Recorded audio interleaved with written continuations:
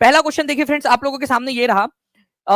इसको बहुत ज्यादा इंपॉर्टेंट आप लोग मार्क कीजिएगा, ठीक है।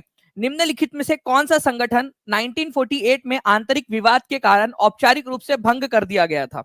ठीक है, 1948 में भंग कर दिया गया था, मतलब उसको खत्म कर दिया गया था, उसको डिसॉल्व कर दिया गया था, ठीक है। क्यों? क्योंकि उसके अंदर में इंटरनल डिस्प्यूट था, ठीक है। Muslim League, Indian Home Rule League, Swaraj Party, Ghadar Party, none of the above. देखिए फ्रेंड्स, मुस्लिम लीग जो है वो तो चलती रही, दो इसमें बढ़ गई थी, एक इंडियन मुस्लिम लीग, एक पाकिस्तान मुस्लिम लीग बन गई थी, ठीक है। इंडियन होम रूल लीग जो है वो 1920 में ही खत्म हो चुकी थी, कांग्रेस में इसका विलय हो गया था, ठीक है। स्वराज पार्टी भी जो है फ्रेंड्स धीरे धीरे खत्म हो गई थी 1926 के अंदर में, क्योंकि जैसे चित्तरंजन दास की मृत्यु हुई उसके बाद में वो धीरे धीरे खत्म ही हो गई। एक थी गदर पार्टी, ठीक है। मैं आपको बता दूं फ्रेंड्स, गदर पार्टी जो है ये बहुत कम लोग जानते हैं कि ये 1948 तक भी एक्टिव थी, ठीक है। आपको बता दो कैसे, ध्यान से सुनिए आप सभी लोग। एक्चुअल में फ्रेंड्स जो गदर पार्टी है इसकी स्थापना हुई थी 1913 में। वेरी इंपॉर्टेंट क्वेश्चन, अपने आप में एक इंपॉर्टेंट क्वेश्चन है। कब हुई थी इसकी स्थापना? सभी लोग एक्टिविटी करते रहेंगे, लिखते जाएंगे कमेंट में, कब हुई थी इसकी स्थापना? गदर पार्टी की स्थापना कब हुई थी? 1913 के अंदर में। कहां पर में हुई थी? सैन फ्रांसिस्को में। एक नंबर यहां भी मिलेगा आप लोगों को, सैन फ्रांसिस्को के अंदर में हुई थी। सैन फ्रांसिस्को कहां पर में है? तो यूएसए के अंदर में, ये याद रख लेना। कभी अगर सैन फ्रांसिस्को ना है तो हो सकता है कि डायरेक्टली आपको कहां पर में है वहां वो दे दिया जाए, यूएसए के अंदर में, ठीक है। बहुत बढ़िया फ्रेंड्स, एक नंबर आप लोग जो है स्पीड में आंसर दे रहे हो एकदम। अब देखिए, गदर पार्टी जब इसकी स्थापना हुई थी तो इसके जो पहले अध्यक्ष थे वो कौन थे, ये क्वेश्चन पूछा जा सकता है, एक नंबर यहां मिल सकता है आप लोगों को। चलिए जल्दी से मुझे पढ़ के बताइए कौन थे इसके पहले अध्यक्ष, ठीक है। इसके पहले अध्यक्ष कौन थे? गदर पार्टी के पहले अध्यक्ष कौन थे 1913 के अंदर में जब इसकी स्थापना हुई? तो Sohan Singh Bhakna. Lala Hardayal one of the founder थे, ये याद रखना आप लोगों ने, और वो पहले महासचिव भी बने थे। लाला हरदयाल इसके फाउंडरों में से एक थे, ठीक है, फाउंडर्स में से एक थे, लेकिन वो पहले अध्यक्ष नहीं थे, ये याद रखना आप लोगों ने। और भी बहुत सारे लोग थे उसमें से, रास बिहारी बोस, ठीक है, करतार सिंह सराभा, ये सब लोग थे। अंग्रेजी राज का दुश्मन नाम का एक न्यूज़पेपर निकालते थे ये लोग, ठीक है। और ये पार्टी 1948 तक थी, 1948 के अंदर में ये डिसॉल्व हुई इंटरनल राइवलरी के कारण। ये क्वेश्चन इंपॉर्टेंट है फ्रेंड्स, अब ये क्वेश्चन जो है वो पूछा जा सकता है, काफी कम लोगों को पता है ये बारे में, इसी वजह से इंपॉर्टेंट है। बिल्कुल पीआरटी के लिए भी इंपॉर्टेंट है, ये आप लोगों का नेशनल मूवमेंट के अंदर में आ सकता है, ये पॉइंट ये याद रखना है आप सभी लोगों ने, इंपॉर्टेंट है बहुत ज्यादा। चलिए ठीक है, चलिए नेक्स्ट नेक्स्ट क्वेश्चन की तरफ में हम लोग आगे बढ़ते हैं फ्रेंड्स। आप लोगों के एक इंपॉर्टेंट क्वेश्चन आप लोगों का, ठीक है। देखिए, भारतीय खिलाफत सम्मेलन, ठीक है, भारत खिलाफत सम्मेलन या फिर इंडिया खिलाफत कॉन्फ्रेंस हुई थी 23 नवंबर 1919 को। आपको बताना है कि इस खिलाफत कॉन्फ्रेंस के अंदर में अध्यक्ष किसको चुना गया था? आप लोगों को आई थिंक आंसर ही दिख जा रहा है, नहीं दिखा होगा तो अच्छी बात है।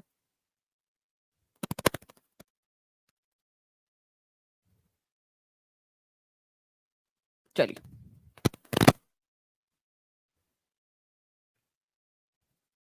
देखिए फ्रेंड्स, अगर मैं बात करूं भारत खिलाफत सम्मेलन जो 1919 के अंदर में हुआ था, इसके अंदर में महात्मा गांधी जो थे इनको अध्यक्ष चुना गया। अभी खिलाफत सम्मेलन क्या है आप लोग समझिए। मैं हमेशा इस तरीके से एक इजी डायग्राम में आपको समझाने की कोशिश करता हूँ। मान लीजिए ये हमारा भारत है, ठीक है, और यहाँ पर में, ठीक है, यहाँ पर में एक तुर्की नाम का देश है, तुर्की। वहां के जो बादशाह हुआ करते थे उनको खलीफा भी कहा जाता था, और उनको पूरे जो मुस्लिम वर्ल्ड है, जैसे पोप होते हैं ना क्रिश्चियनिटी के अंदर में, वैसे ही पूरे मुस्लिम दुनिया के अंदर में एक नेता के रूप में उनको माना जाता था, मुस्लिम नेता। उनका अपमान कर रही थी ब्रिटिश गवर्नमेंट, ठीक है, उनके ऊपर में सैंक्शन लगा दिए गए थे, खलीफा का पद छोड़ने पर उन पर दबाव बनाया जा रहा था। तो अलग अलग चीजें थी, ट्रीटीज उनके ऊपर में बहुत सारी संधियां थोपी जा रही थी। तो पूरे दुनिया भर में अलग अलग आंदोलन हो रहे थे, वैसा ही एक आंदोलन खलीफा के पक्ष में खिलाफत आंदोलन भारत में भी हो रहा था। उसका अध्यक्ष किसको चुना गया? महात्मा गांधी को। अब देखिए फ्रेंड्स, ये था मुस्लिम एक आंदोलन, लेकिन फिर भी एक हिंदू को इसका अध्यक्ष चुना गया। महात्मा गांधी ने खुद ने जाकर वहां पर में प्रपोज किया था, ठीक है, कि उनका समर्थन है, और हिंदू मुस्लिम एकता को दिखाने के लिए महात्मा गांधी को अध्यक्ष बनाया गया। अच्छा, महात्मा गांधी को जब इसका अध्यक्ष बनाया गया तो इसका विरोध किसने किया? कोई बता सकता है? बिल्कुल आएगा दिव्या कुमारी जी, सीट्स इसीलिए तो बचा ली गई है काफी सारी।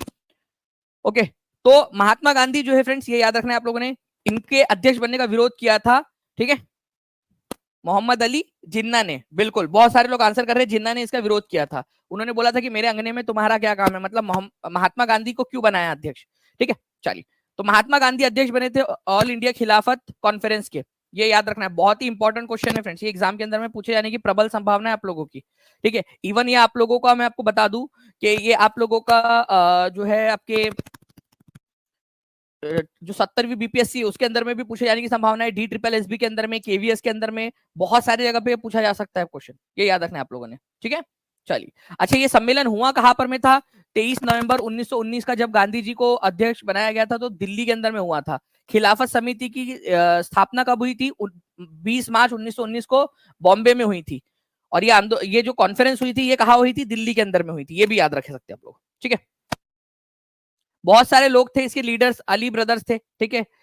मोहम्मद अली, शौकत अली, मोहम्मद अली जिन्ना नहीं है, मोहम्मद अली अलग थे, मोहम्मद अली और शौकत अली, मौलाना आजाद, हकीम अजमल खान, हसरत मोहानी, महात्मा गांधी, ये सब खिलाफत आंदोलन के नेताओं में से थे। चलिए नेक्स्ट क्वेश्चन की तरफ में आगे बढ़ते हैं फ्रेंड्स। बीपीएससी सीडीपीओ के प्रीलिम्स में पूछा गया क्वेश्चन। अब देखिए ये क्वेश्चन आप लोगों का फ्रेंड्स जो है जनरल नॉलेज का क्वेश्चन है, एग्जाम के अंदर में आया हुआ है, हो सकता है कहीं भी आप लोगों से पूछ ले।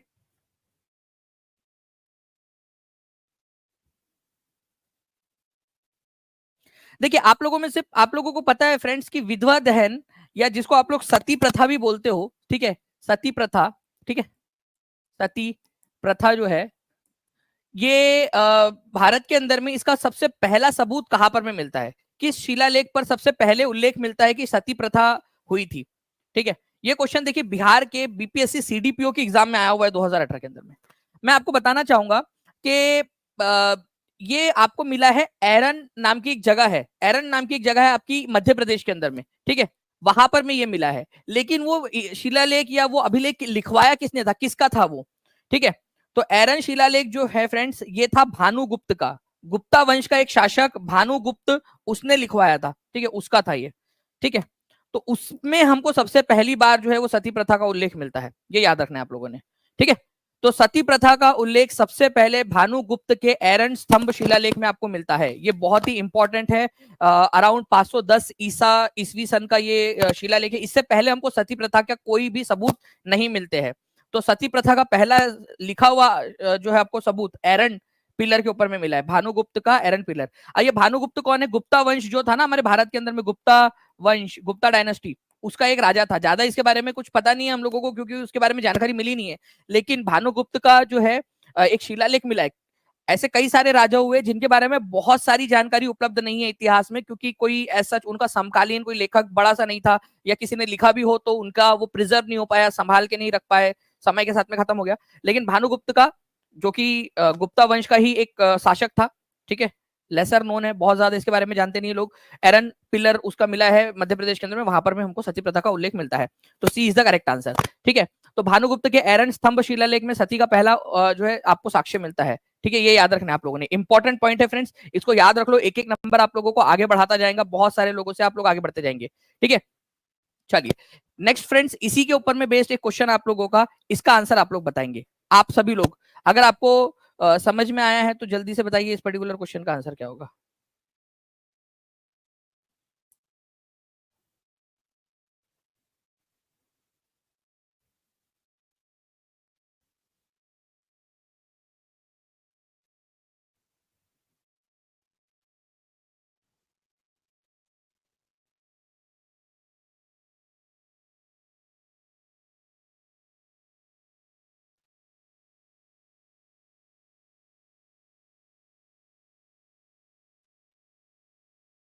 चलिए बहुत बढ़िया फ्रेंड्स, आप लोगों के देखिए कंटिन्यूअसली आंसर्स यहाँ पर में आ रहे हैं। अभी एक इम्पॉर्टेंट टॉपिक और है, उसको भी मैं आप लोगों के सामने टच करना चाहूंगा।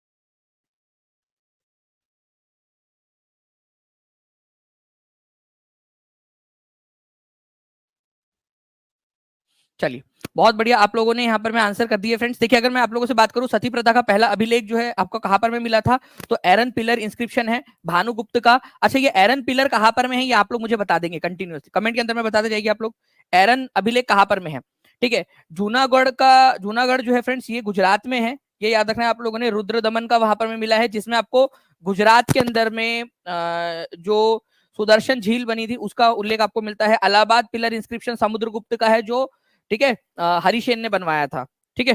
चलिए तो ये एरन जो है मध्य प्रदेश के अंदर में, ये याद रखना है आप लोगों ने। नाउ फ्रेंड्स एक क्वेश्चन है, निम्नलिखित में से किसने national liberation federation liberal party का गठन किया? जल्दी बताइए, इसमें ये भी क्वेश्चन आप लोगों से पूछा जा सकता है। ठीक है, निम्नलिखित में से किसने national liberation federation liberal party का गठन किया था? Liberal party. अब देखिए ये आप लोगों का फ्रेंड्स, ये क्वेश्चन कहां पर में आ सकता है? ये क्वेश्चन आप लोगों का आ सकता है आपके जो नेशनल मूवमेंट वाला पार्ट है उसके अंदर में पूछा जा सकता है। ठीक है,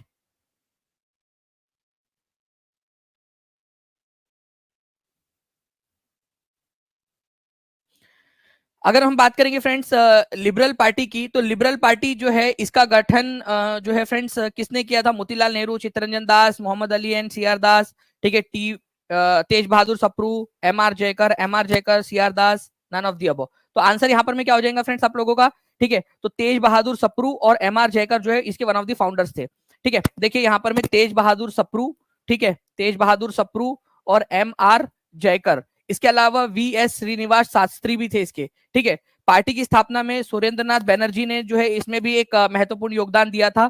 तो आंसर क्या हो जाएगा? सुरेंद्र नाथ बैनर्जी, ठीक है, इसके संस्थापक में थे। इसके अलावा और नेता जो थे वो थे तेज बहादुर सप्रू, ठीक है, वी एस श्रीनिवास, ठीक है, और एम आर जयकर। ठीक है, ये इंपॉर्टेंट नेता थे इनके, ये याद रखना है आप लोगों ने। लिबरल पार्टी का जो गठन है 1910 में हुआ था। ठीक है, ब्रिटिश जो बुद्धिजीवी थे और ब्रिटिश अधिकारी थे उनके जो है जो सदस्य थे, कई सारे भारत के जो लोग थे जो उनकी समितियों के सदस्य थे या फिर ब्रिटिश बुद्धिजीवी थे, उन लोगों ने भी इसके अंदर में पार्टिसिपेट किया था, ये याद रखना है आप लोगों ने। ठीक है, चलिए, तो अब ये आप लोगों को याद रखना है कि national liberation federation liberal party का गठन किसने किया था? टीबी सप्रू और एम आर जयकर ने। ना फ्रेंड्स, अभी नहीं तो कभी नहीं नामक पुस्तिका किसने लिखी है? अभी नहीं तो कभी नहीं नामक पुस्तिका, जल्दी जल्दी से बताइए इस पर्टिकुलर क्वेश्चन का आंसर क्या होगा? अभी नहीं तो कभी नहीं। देखिए, अगर आप लोगों से बात करें who wrote the pamphlet, pamphlet जो है एक पैम्फलेट मतलब पुस्तक से छोटा होता है, और ये आप लोगों का 63rd पीपीएससी के अंदर में पूछा भी गया है। ठीक है, तो चौधरी रहमत अली जो थे उन्होंने इसको लिखा था, अभी नहीं तो कभी नहीं। ठीक है, चौधरी रहमत अली ने। अगर मैं आप लोगों को बताऊं फ्रेंड्स, तो उनका पूरा का पूरा जो ये था चौधरी रहमत अली का, now or never we are we to live the perish forever. ठीक है, मतलब हम जीना चाहते हैं या हमेशा के लिए मर जाना चाहते हैं, ये उनका बेसिकली नारा था। ठीक है, are we to live or perish for ever, मतलब क्या हम जीना चाहते हैं या फिर हम हमेशा के लिए मर जाना चाहते हैं, नाउ और नेवर। ठीक है, और इसी के अंदर में उन्होंने पाकिस्तान की उद्घोषणा की थी, पाकिस्तान शब्द को गढ़ा था। ठीक है, तो पाकिस्तान डिक्लेरेशन जो है फ्रेंड्स कहा जाता है इसको। ठीक है, चौधरी रहमत अली की इस पुस्तक को, इसका टाइटल था इस पुस्तिका का, now or never, are we to live or perish forever. क्या हम जीना चाहते हैं, जीतते हैं, या हमेशा के लिए जीवित है। ठीक है, पेरिश फॉर एवर मतलब खत्म हो जाते हैं। ठीक है, तो 28 जनवरी 1933 को इन्होंने ये लिखा था। चौधरी रहमत अली जो है फ्रेंड्स लंदन में पढ़ने वाले एक स्टूडेंट थे, उन्होंने लिखा था ये उस समय में अपने जवानी के दिनों में। इसको पाकिस्तान डिक्लेरेशन भी कहा जाता है। ठीक है, थर्ड राउंड टेबल कॉन्फ्रेंस जो है फ्रेंड्स ये 17 दिसंबर को हुआ था, 17 दिसंबर 1932 को। तो जो लोग गए थे, ऐसा तो है नहीं कि 17 दिसंबर को वो लोग गए कॉन्फ्रेंस में पार्टिसिपेट किया और अगले दिन सुबह का जो है वो जहाज पकड़ के वापस आ गए। कुछ दिन रहते हैं ना लोग वहां पर में। ठीक है, तो जनवरी के अंदर में जो है फ्रेंड्स जो लोग वहां पर में रहे थे, रुके थे, उनके अंदर में उन्होंने डिस्ट्रीब्यूट किया था ये, उन लोगों के बीच में रहमत अली ने। ठीक है, ये पैम्फलेट को, तो थर्ड राउंड टेबल कॉन्फ्रेंस के अंदर में इसको डिस्ट्रीब्यूट किया गया था, ये याद रखना है आप लोगों ने। ठीक है, चलिए, तो अब देखिए ये इसको पाकिस्तान डिक्लेरेशन बोला जाता है, now or never, are we to live or perish forever, ये इसका पूरा टाइटल था। ठीक है, चलिए, 28 जनवरी 1933 को पाकिस्तान घोषणा नामक पुस्तिका किसने लिखी और प्रकाशित की थी? ये क्वेश्चन भी बनता है। एक बार सभी लोग जो है फ्रेंड जल्दी जल्दी से सेशन को लाइक एंड शेयर जरूर कर देंगे। ठीक है, जहां भी शेयर कर सकते हैं अपने दोस्तों के साथ में, टेलीग्राम, फेसबुक, व्हाट्सएप, इंस्टाग्राम, जहां भी शेयर कर सकते हो जल्दी जल्दी से शेयर कर देंगे, ताकि ऐसे ही और भी बहुत सारे क्वेश्चन हम लोग यहाँ पर मैं कर सके। क्या आप लोग चाहते हो कि हम लोग एक टेस्ट भी ले ले कल? ठीक है, 1 बजे, एग्जैक्ट 1 बजे हम लोग जितना भी अब तक पढ़ा है उसकी फास्ट फॉरवर्ड टेस्ट, ठीक है, 50 क्वेश्चंस की, बहुत तेजी से, रफ्तार से, और आप लोगों को देख लिया जाए कि कितना आप लोगों को याद है। ठीक है, क्योंकि आप लोगों को बीच बीच में इस तरीके के जो है ना डोज देना जरूरी है। और आज आपको बता दूं फ्रेंड्स कि कल जो है आप लोगों का एक नॉलेज कैप्सूल करके एक जो है जो हमारा सेशन होता है वो भी आयोजित होगा। ठीक है।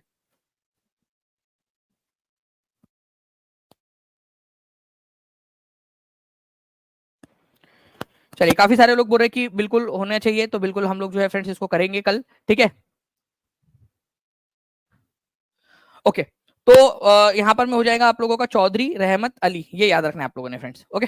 चलिए नेक्स्ट क्वेश्चन की तरफ में हम लोग आगे बढ़ते हैं। चौधरी रहमत अली, इसका टाइटल क्या था? Now or never, are we to live or perish forever. ठीक है। नाउ अब देखिए फ्रेंड्स, एक क्वेश्चन है, United India patriotic association.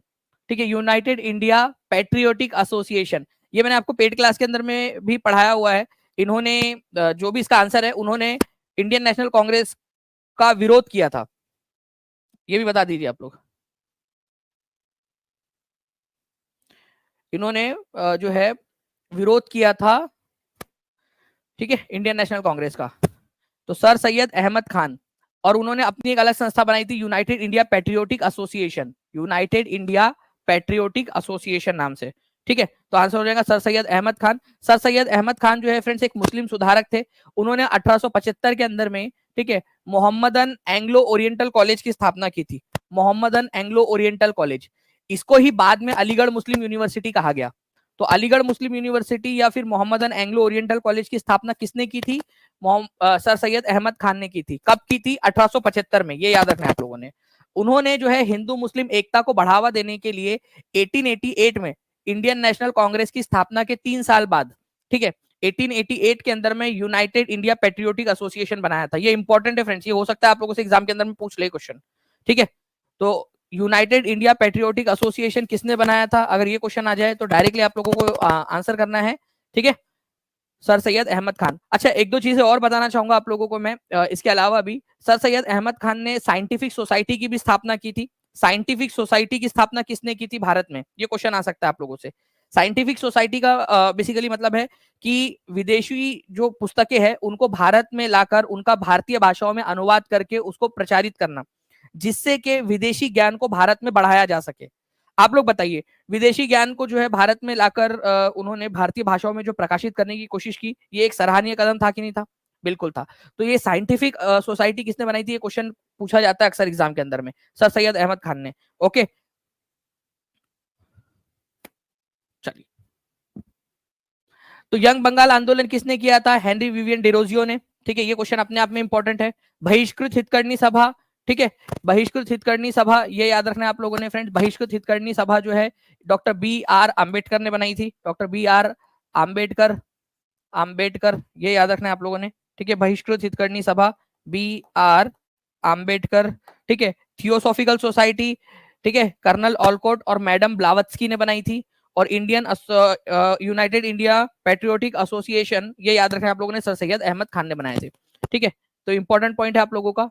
Okay, तो यहाँ पर मैं देखिए बहिष्कृत हितकर्णी सभा, यहाँ पर मैं सही है आप लोगों का डॉक्टर बी आर आम्बेडकर, वहां पर मैं वो टाइपिंग एरर हो गया। ठीक है, चलिए। प्रीति सिंह जी, जैसे ही उसके बारे में भी कोई पता चलेगा उसमें भी आपको पता चलेगा। स्क्रीन एचडी में करे सर, स्क्रीन एचडी में करे। मेरे तरफ से मैं कैसे, कहाँ से एचडी का बटन दबाऊ? इधर से आपके तरफ में है ना, उधर में रिजोल्यूशन चेंज करने का, सेटिंग्स में जाओ उधर में। ठीक है, 1080p सेलेक्ट कर लो, 720p सेलेक्ट करो, 480 सेलेक्ट कर लो। ठीक है, चलिए ना फ्रेंड, संविधान के निम्नलिखित में से कौन सा अनुच्छेद राज्य को राज्य की सार्वजनिक सेवाओं में न्यायपालिका को कार्यपालिका से अलग करने के लिए कदम उठाने का निर्देश देता है? बताइए। देखिए, बड़ा सा क्वेश्चन है, पहले तो क्वेश्चन समझने में आप लोगों को समय लग जाएगा। देखिए, मैं आपको बता दूं, यहाँ पर में जो राज्य है, इसका मतलब आपका ये वाला राज्य का नहीं है। ठीक है, यहाँ जो राज्य है ना, इसका मतलब वो हमारा स्टेट गवर्नमेंट वाला राज्य नहीं है। यहाँ राज्य का मतलब है एज अ कंट्री। ठीक है, कई राज्य भारत के संविधान में दो तरीके से इस्तेमाल किया गया है स्टेट का मतलब, एक एज अ होल कंट्री और एक जो स्टेट होते हैं, महाराष्ट्र, उत्तर प्रदेश, बिहार वगैरह टाइप के, वैसे यहाँ पर में जो राज्य का उल्लेख किया गया है अनुच्छेद के अंदर में, वहां पर में मतलब है पूरे देश में। ठीक है, तो न्यायपालिका और कार्यपालिका, न्यायपालिका मतलब हमारी जुडिशरी कोर्ट, और कार्यपालिका मतलब जो भी सरकार होती है हमारी, ठीक है, मोदी गवर्नमेंट है जैसे अभी, ठीक है, और बिहार में नीतीश गवर्नमेंट है, वैसे टाइप की कार्यपालिका। तो न्यायपालिका और कार्यपालिका को अलग अलग रखना चाहिए कि नहीं रखना चाहिए? आप लोग बताइए, रखना चाहिए कि नहीं रखना चाहिए अलग अलग? कार्यपालिका अलग हो, न्यायपालिका अलग हो, दोनों का काम अलग अलग होना चाहिए, नहीं तो दोनों एक दूसरे के टांग जो है काम में टांग अड़ाएंगे, या फिर एक दूसरे के साथ में साठगांठ कर लेंगे। ठीक है, मोदी जी बोलेंगे जो चीफ जस्टिस है उनको कि मैं तुम्हारा काम कर देता हूँ, तुमको जो है वो बना दूंगा, ठीक है, राज्यसभा का सदस्य तुम्हारे रिटायरमेंट के बाद में, और चीफ जस्टिस बोलेंगे कि मैं तुम्हारे पक्ष में फैसला दूंगा। सुना सुना सा लग रहा है यार, ऐसा हुआ है पास्ट में एक बार, अभी रिसेंट में 4-5 साल पहले। कोई बता सकता है कि ऐसा हुआ है? ठीक है, इनडायरेक्टली। अब ऐसा नहीं करना चाहिए, मुझे लगता है कि जजेस ने कम से कम, ठीक है, जजेस का ऐसा होना चाहिए कि भाई वो लोग राज्यसभा या फिर जो है लोकसभा, विधानसभा, विधान परिषद, कम से कम 2 साल तक रिटायरमेंट के बाद में वो चुनाव नहीं लड़ सकते, नहीं बन सकते, ये, या उनको मनोनीत भी नहीं किया जा सकता, ये रूल होना चाहिए। अदरवाइज क्या होता है ना, पीछे से सेटिंग हो जाती है।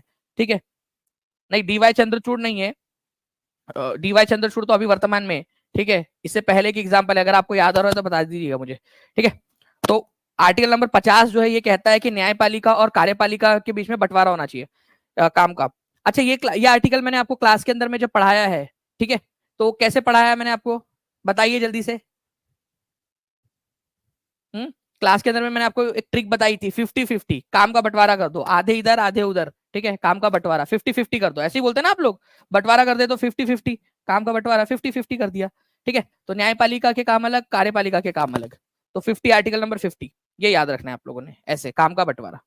ओके, 50-50 कर दो, तो आंसर इसका आप लोगों का हो जाएगा फ्रेंड्स ऑप्शन नंबर डी। ठीक है, ऐसे याद रखना है आप लोगों ने, एग्जाम पॉइंट ऑफ व्यू से कभी भी पूछा जा सकता है। और मैंने जो भी इंपॉर्टेंट आर्टिकल्स है आप लोगों के, वो आप लोगों को क्लासेस के अंदर में पढ़ाया है। ये पूरा आप लोगों का डीपीएसपी के अंदर में आता है, directive principle of state policy. Directive principle of state policy मैंने आपको पूरा पढ़ाया है, आर्टिकल नंबर 36 से स्टार्ट करके आर्टिकल नंबर 51 तक, पूरे के पूरे आपको पढ़ाया है मैंने, आर्टिकल नंबर 51 तक। ठीक है, सारे के सारे डीपीएसपी, और वो भी बहुत ही मजेदार तरीके से। तो जितने भी बच्चे हैं जिन्होंने टीआरई 4.0 का कोर्स लिया हुआ है, वो प्लीज अच्छे से पढ़ लीजिएगा, आपके करिएगा जल्दी जल्दी से आप लोग।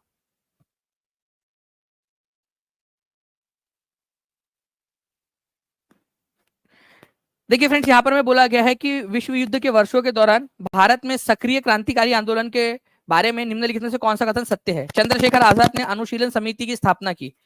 अनुशीलन समिति की स्थापना क्या चंद्रशेखर आजाद ने की थी क्या? अनुशीलन समिति के बारे में पूरा आपको पढ़ाया है मैंने, पूरा डिटेल के अंदर में। ठीक है, भगत सिंह नौजवान भारत सभा के संस्थापक थे। प्रफुल्ल चाकी ने हिंदुस्तान रिपब्लिकन एसोसिएशन की स्थापना की।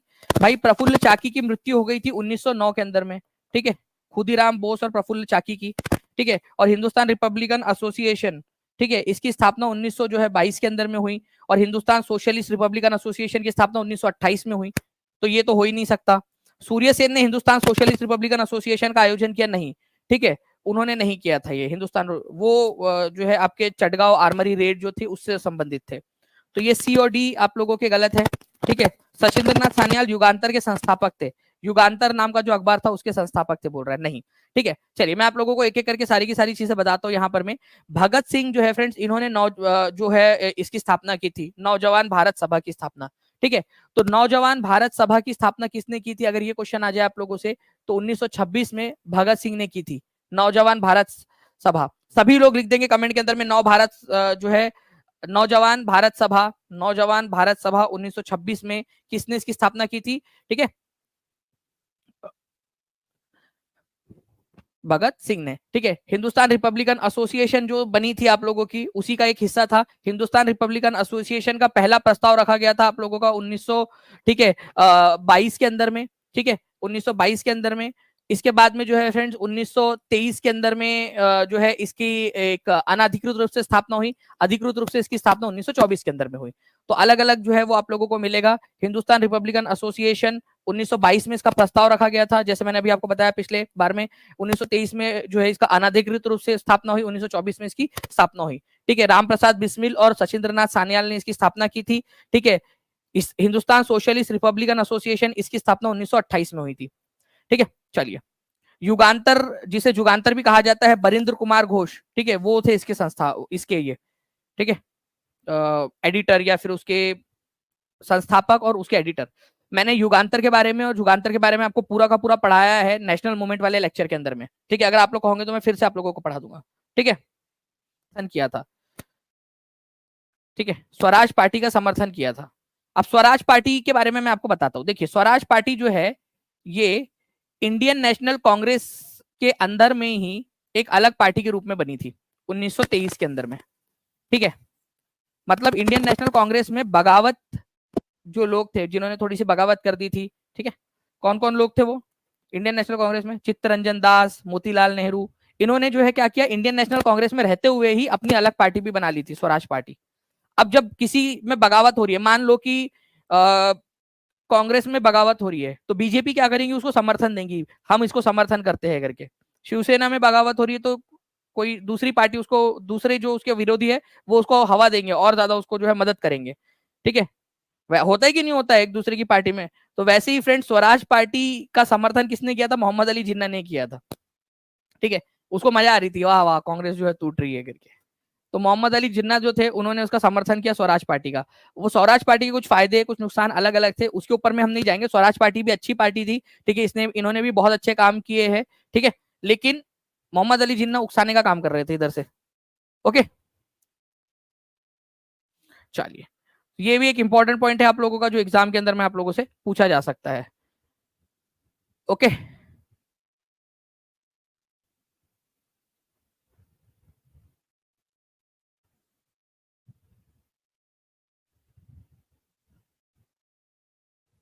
चलिए,